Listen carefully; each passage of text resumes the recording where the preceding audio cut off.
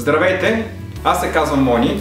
Днешното видео ще посветим на начините, по които може да сгъвате кърпичката за джоба на вашето сако. И ако до сега не сте го правили, от този момент нататък няма да имате никакво оправдание. Още повече, че добрият вкус се познава по детайлите. Така че няма правилен или грешен начин, по който може да сгъвате кърпичката за джоба на вашето сако. И именно поради това може да проявите огромно въображение.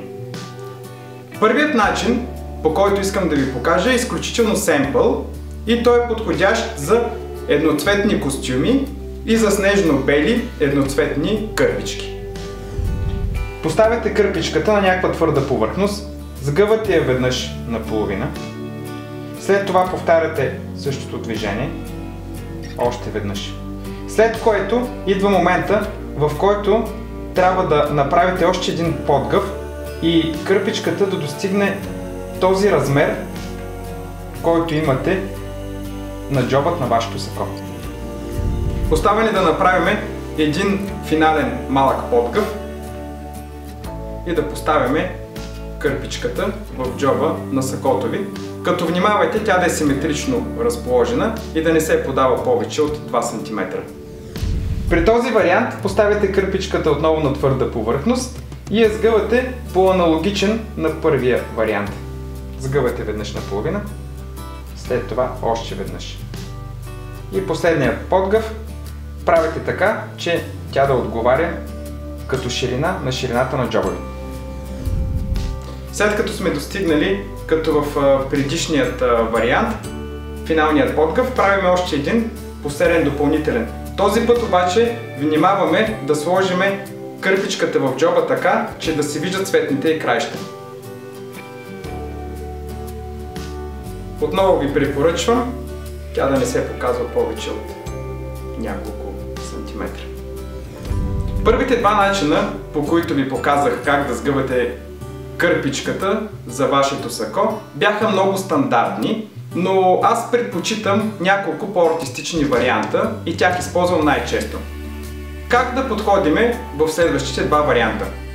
Вземаме кърпичката с едната ръка, сгъваме юмрука на другата и поставяме кърпичката върху юмрука.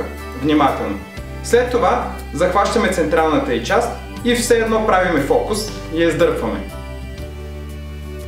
Пригъваме я така внимателно, свивайки я, сгъваме долната част на кърпичката и я поставяме в джоба на сакото. Четвъртият начин, по който ще ви покажа, е отново по-екзотичен и артистичен. Т.е. подхождаме по същия начин. Сгъваме юмрукът, поставяме кърпичката, хващаме в централната част отново, издърпваме я. Но този път вече подгъва, който правиме от обратната част на кърпичката, по този начин и я слагаме ето така.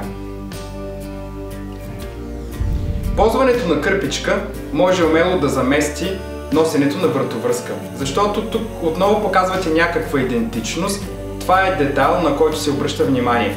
Когато обаче решите да използвате кърпичката за вашето сако в комбинация с вратовръзка, старайте се да не бъдат идентични, т.е. кърпичката да не изглежда по абсолютно същия начин, по който изглежда вратовръзката, защото кърпичката е просто един допълнителен акцент, който трябва да се различава от останалата част на облеклото.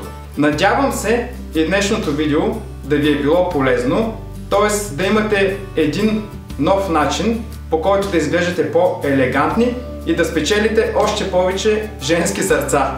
А на мен да ми бъдете благодарни и аз да остана удовлетворен от добре свършената работа. Благодаря!